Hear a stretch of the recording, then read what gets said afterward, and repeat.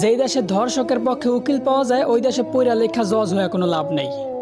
মুসলমানদের দেশে নেতা হইয়া যদি আলেমদেরকেই বন্দি করে রাখতে হয়, ওই দেশের রাজনীতি করে নেতা হইলে জনগণের জন্য কোনো ফায়দা নেই। ৯৫% মুসলমানের দেশে যদি মুসলমানদের কষ্টগুলাই তুলে ধরা না যায়, ওই দেশে নামি দামি সাংবাদিক হইয়াও কোনো লাভ নেই। বলি জাকাত না দিয়া সুদ খাইতে খাইতে দেশটারে করছো ছারখার।